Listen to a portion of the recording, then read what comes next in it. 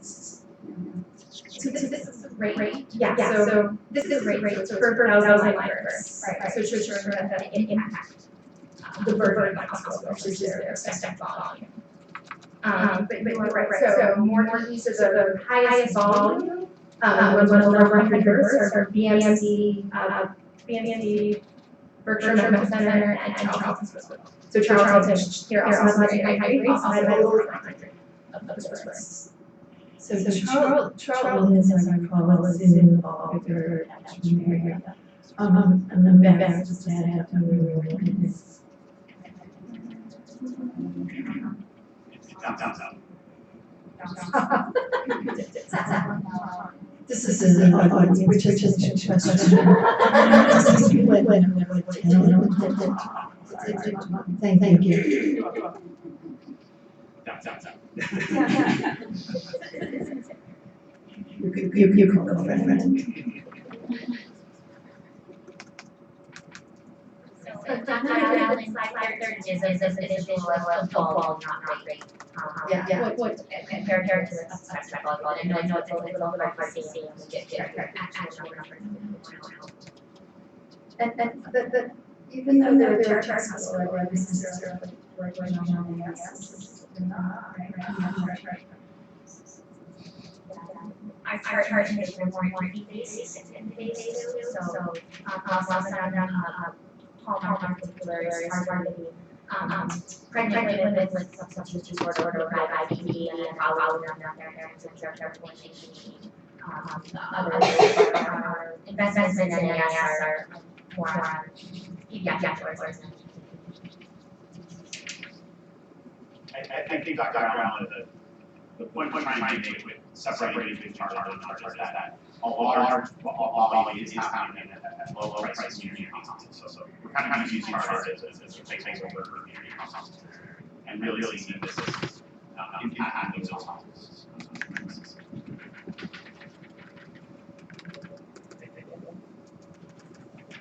Steve, I think classification should have taken the meaning of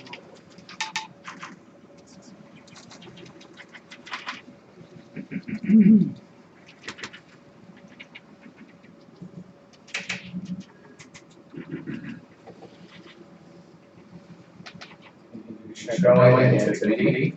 So today we'll be presenting information on 2015 Opioid Annual Report. And I guess overall the hypothesis of this report is that the information remains generally similar to reports issued prior years, which I think is very key, but shows that the internal review process, as mentioned by Eric's internal process, ensures that obfuscation continues to be a very strong system for H2 challenge. So we do issue annual reports after we compile data, both internal and external review experiences, enrollment waivers, other reporting information, and then we summarize the report. It's part of our ongoing effort to educate consumers and promote transparency among stakeholders. This slide highlights our QIPP program, and that's the history of the outreach section, which recently completed its 15th year of our population. In our responsibilities, we strive to safeguard the rights of health insurance consumers by, again, regulating the internal review process and external review or appeal process, fully ensure that Massachusetts accredited health plans. As a newer consumer protection, the FHA section does also regulate the appeals process for patients who are due to a registering organization or an HCC certified health organization. And then lastly, our office issues enrollment waivers for purchase non-health insurance during the designated special enrollment period when the enrollment period has closed.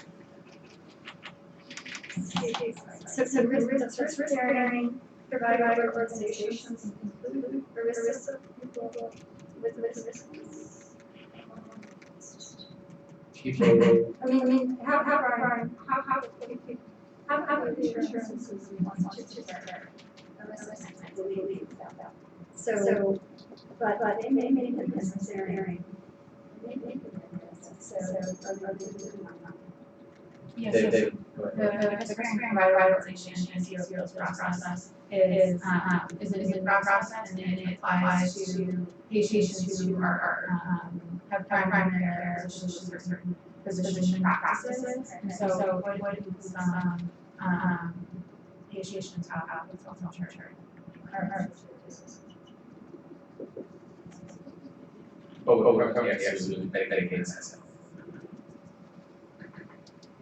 So just as a quick overview of the internal review process, this process begins when the hospital receives a denial letter from the health plan and requests an internal review. The carrier then has 30 days to respond to the grievance, and they may determine uphold versus modify their original determination. And decisions that are based on medical necessity, which remain denied, are construed as an exhaustion of the internal review process, and then the health plan issues what is called a finalized determination letter, which further advises on their external review rights.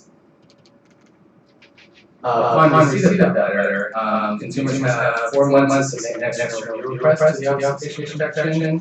The Office of Patient Protection does review all requests for eligibility, and then we assign the review to 113 randomly selected external review agencies. Clinical review is led by the external review agency, examines the medical aspects of the claim, and issues a final binding decision to again reverse, modify, or carrier's original determination. Requests that regard medically exigent care may be expedited or assessed for further continuation of insurance coverage while they are being conducted. So moving on to the results of our 2018 report. This data was there are two data really important in this report. Insights garnered from carrier reported data that's submitted to the Office of Patient Protection currently in April of each year, and then information that's mined from the Office of Patient Protection's case management database. In aggregate, carriers reported over 12,000 complaints from Massachusetts members in 2015, and over 5,100 of them underwent medical necessity review process internally. Overall totals were higher than the prior year, but disposition ratios were consistent with prior analyses, showing that almost half consumers received favorable outcomes for pursuance. In 2014, carriers began including information to OPP, which eliminated the share of instances that internally specifically related to behavioral health claims. As you can see from this pie, which represents all medical necessity determination, 20% of the grievances pertain to behavioral health, and of those, about a quarter had an internal grievance determination, which was in the consumer's favor. This is substantially similar to the 2014 outcomes in the prior issue reports. This analysis controls the carrier size and provides a weighted adjustment, which was requested by this committee previously by membership carriers data and on medical necessity internal appeals. As you see, several carriers relatively exceed the statewide average of these grievances, with Allen being the highest. On the next slide, which shows a fully insured health plan policyholders and beneficiaries. Again, about 1 in 4 receive favorable outcome when dealing with denial termination internally, and about 12% of those folks encouragingly exercise their right to an independent review, which is a steady finding with previous years. Looking further into that 12% portion, OPP received 330 total review requests and 250 were deemed eligible for external review. About 4 in 10 appeals were resolved in favor of the consumer, again, which is of overturned determination, partially overturned determination, resolved determination, and then reconsidered matters. And this is again substantially similar to data in preceding years. And looking further into the information on the types of categories requests received, you can see that Of all filed cases, the proportion of eligible and unexpected dispositions on this slide, of eligible cases and medical treatments or services comprise 2/3 of all alternative review requests. And then the blue views that you see towards the top of these bars on this histogram highlight favorable consumer outcomes, which is shown further in this snapshot, demonstrating 45% of medical, surgical review determinations with the external review process were overturned in whole or in part, or that are resolved, which make them comparable to prior OPP data. Delving further into more granular subcategories of treatment, which OPP began tracking first time in 2014 report. In both years, the outpatient care and pharmacy accounted for the variety of external review requests overall, and we continue to see this today. For behavioral health, it's a slightly smaller share, 28% of external review requests used to throughout favorable outcomes for the consumer. And this is a slightly smaller portion than the prior. Diving deeper into behavioral health, inpatient care and substance use disorder continue to encompass both external review requests, as they had also in 2014. Commonly, clinical reviewers do uphold care determination pertaining to this type of care. And then now let's get to the previously announced swing. Internal review periods, this breakdown shows that a few carriers experience higher than average frequency of members who did indeed pursue external review requests.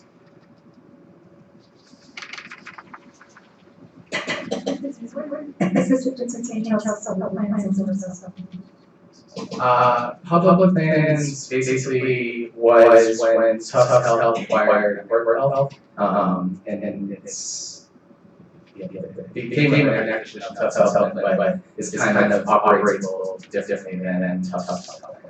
They have different provider networks available and such.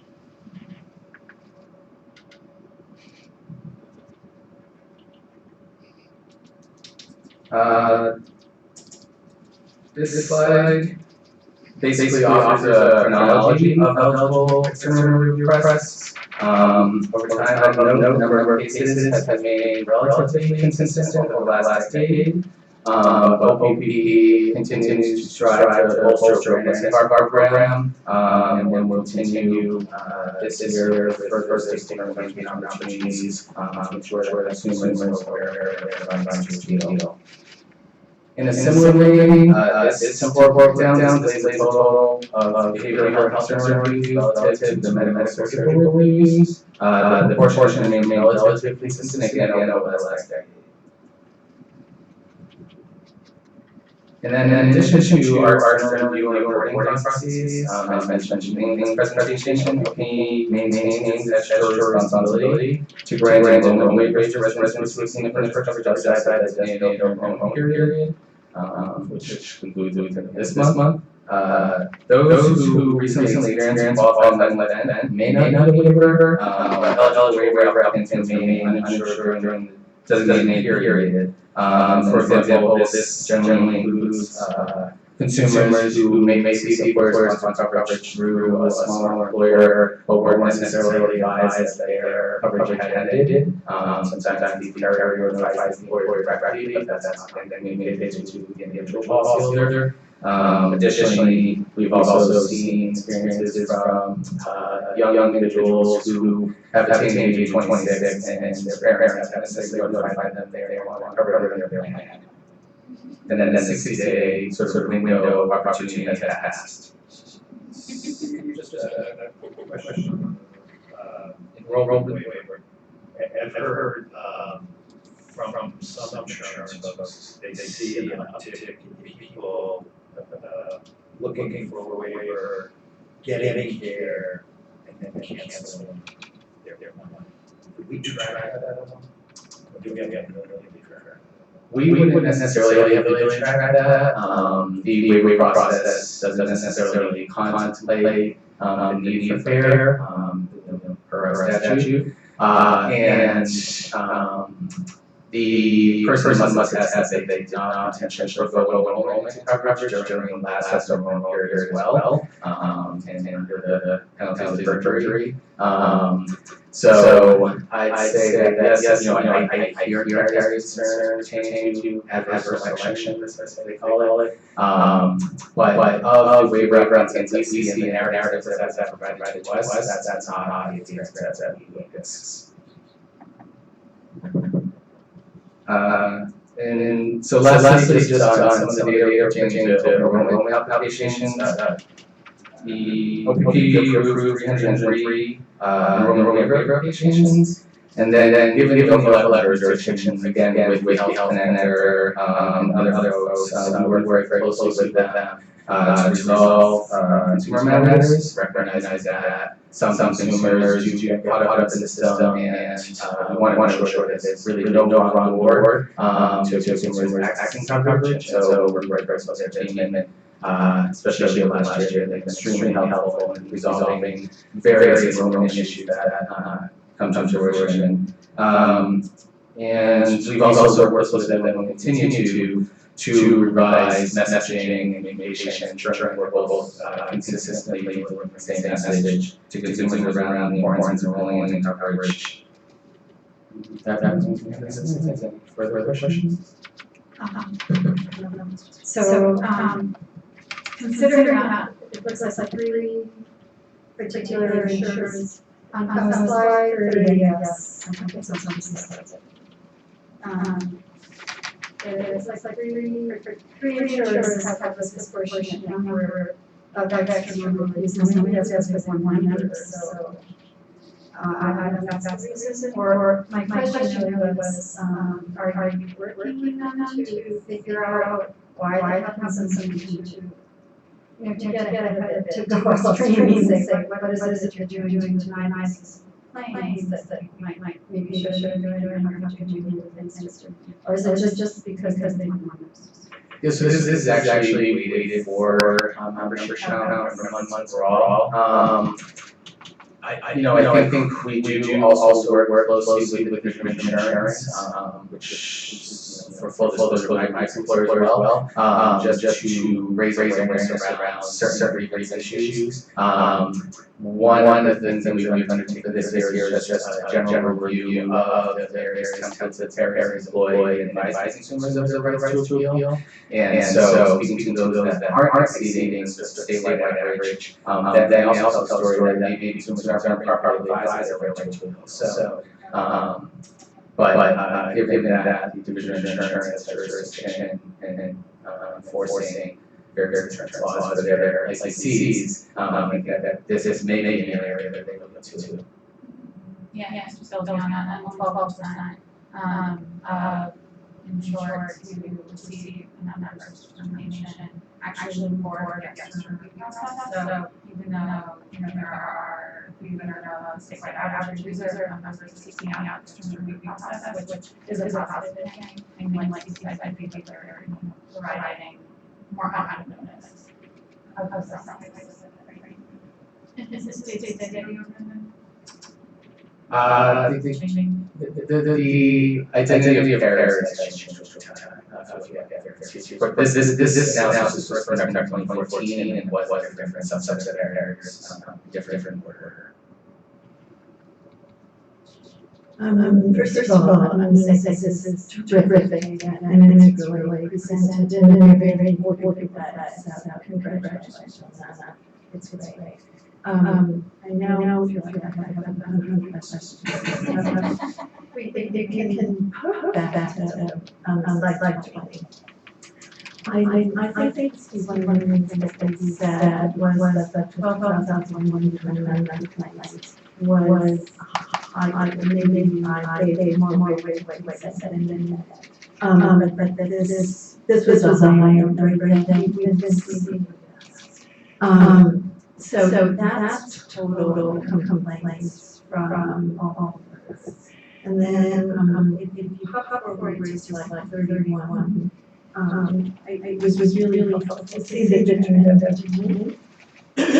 but it looks here as if the number of external review cases has kind of with the exception of been going down since 2010. Is there a correlation between these two slides, or are they just completely separate and independent?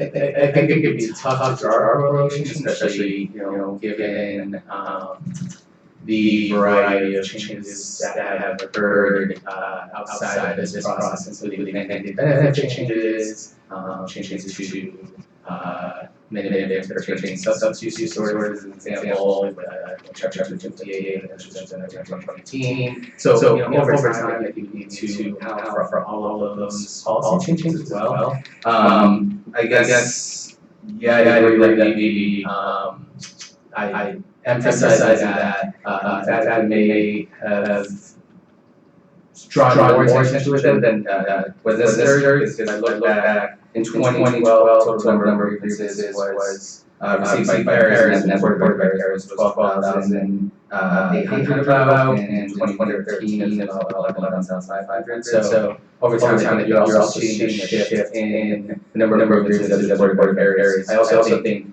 carriers have undertaken further efforts to ensure the accuracy of what's reported to OPP in terms of their experience grievances. And as part of our ongoing receipt of these reports, we've also been auditing or reporting to ensure that all the numbers really line up one another.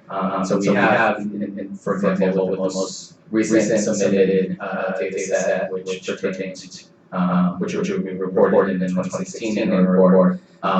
There were some incongruities in the data that was submitted by carriers, so we just pushed back and said, unfortunately, we were pulling from this set of grievances, we should be pulling from this, and they adjusted that. So I'd say it's difficult to probably draw conclusions from that, but relatively you see between 11,000 and 13,000, and that's the total number of grievances.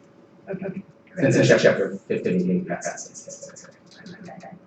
If I'm to slide 23, and I think this is the question you just answered with parallel, for the 88%, do we or does the Department of Insurance, how much of an understanding and as to why this is what we do? And I think that goes to the question of what the job is that doing, and or are we doing to make sure that people understand this is available to them? Is that an accurate understanding? I do think that's an accurate understanding. I do think that there are also other stories to be told maybe this year. So to the extent that, say, a consumer, so we have tried to allow for this process to be non-cost prohibitive, so the $20 allocation, which can be waived based on income, etc. The our reform is long, and folks are busy and leading very busy lives and work jobs. So to the extent that they already feel frustration having to see the internal review process, they may feel discouraged to do the external appeal. Additionally, if a member bears no specific cost sharing themselves, or the outcome of the appeal was subject to the deductible, and it would seem like that was effort, and then they may not pursue as well. So I think there could be other rationales, not just that all 80% of consumers are opting to exercise that right. But we are, again, I think, continuing to look into this population is something that I'm very passionate about, and ensuring that folks who are interested in pursuing the external appeal don't face a cumbersome process, and we will assist them on that. Actually, that's very helpful and very important, and you should be able for public stuff. So that's great. One more question, and you may have to direct me back to the slide, and that was you mentioned health plans that the percentage of cases with specific health plans that require kind of secondary assistance. Did I understand that correctly?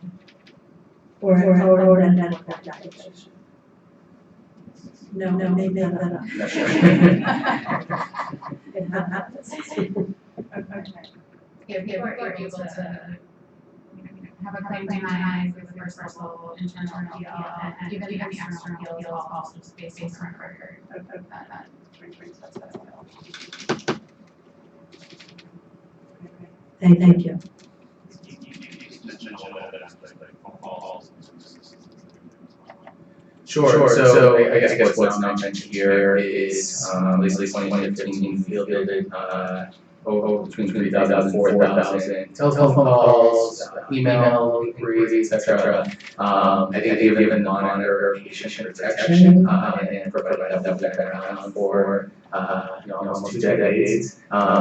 We are named number, our officers sort of in many facilities and other stakeholder offices. And we ensure that consumers are routed to the appropriate agency for their complaints. So we do field calls on patient safety concerns, frustrations with potential roaming connector, where folks may need to obtain services of the navigator or patient counselor to ensure they have truly completed all the requisite eligibility requirements and enrolling into subsidized coverage through the connector, but are trying to access only through the online portal and actually have engaged with the individual in person. And I guess just various observations come from our office on a daily basis. So I think while this data, as tantalizing as it may be for today's presentation, the real exciting work happens on a day-to-day basis in our office.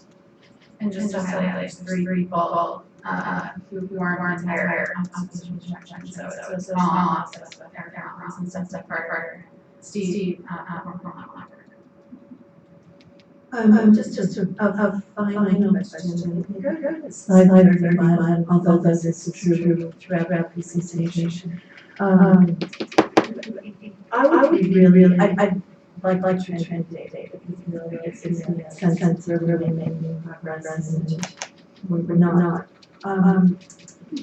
Kind of in an ideal world, which we would love would be for there to be feedback that was kind of robust and substantial enough, maybe even recommendations from the OPP to health committees to get them to change their behavior or to change their standards for review so that they're more congruent. And we need them, I mean, what we would want ultimately is to have no complaints coming from us because they really were resolved at the point of contact. So is there a feedback process, and not necessarily, but we have envisioned in a perfect policy world that can check back to the health plans, so that we didn't have to have a second process and we completely listen. I mean, that people know. Are we doing anything to start to figure out over the next few years how we might make come to fruition? Yeah, I mean, I think to the extent that this process shines some light on the experience of carriers and their reasons, and we wouldn't want to cause any undue administrative burden on carriers in terms of reporting requirements. Carriers, I think overall, can employ their own medicine standards, and under DOI's regulation, they're allowed to employ reasonable medical management tactics as a way of controlling the cost of healthcare. But I think to the extent that we have seen shifts over time as well, I think pertaining to specific fields where there may be a pressure of certain services or treatments which are commonly overturned by the review process, and carriers do not want to continue to incur the cost or burden of executing this fully to the external review process, paying for their review. They have to share the overwhelming share that cost in terms of pursuing a review, especially for experimental investigational procedures. If the carrier may deem something as experimental investigational, but then it becomes sort of a generally accepted medical practice, and that's constantly being challenged, constantly being overturned. Those reviews are fairly expensive, and then they're actually free clinical reviews rather than one clinical review the carrier must pay for. We do see, I think, over time, carriers start to shift some of their medical necessity standards. But I think I do envision a perfect world to do someday, and I share in that vision. Hopefully we'll get there. Examples of common things that besides that. You know, I not off the top of my head, I know I suppose there are many, emerging and innovative medical practices, some which are warranted care and some which may be unwarranted. And so I think on a year basis, sometimes the hot button issue is fertility, sometimes it may be hepatitis medication. So I think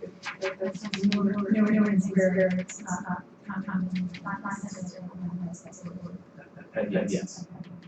On the behavioral health side, where fewer cases are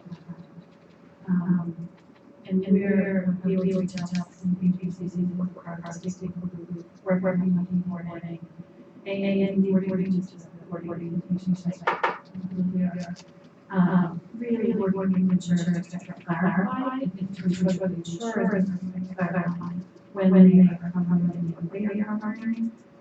Make sure that in terms of carrying that where there is prior auth required and not. Any information we have to do are constantly available to understand that better and to assist the carriers to make very clear what their coverage policies are and what they aren't. So we can really assess what's Absolutely. Thinking that analysis point, I'm wondering if on slide 22, if we did a similar breakout just on the behavioral side, would that look different? Okay. Just something. We take that. And DOI has the force parity should be engaged.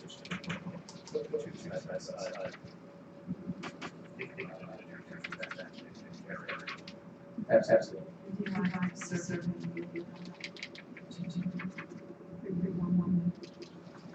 That one. The feds also sort of survey reviews to see how the line of experience, but something we'll continue to monitor.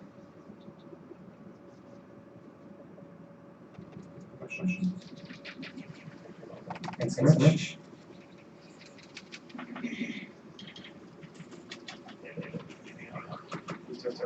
Our next scheduled meeting for the committee is March 18th, 2017. Any other business?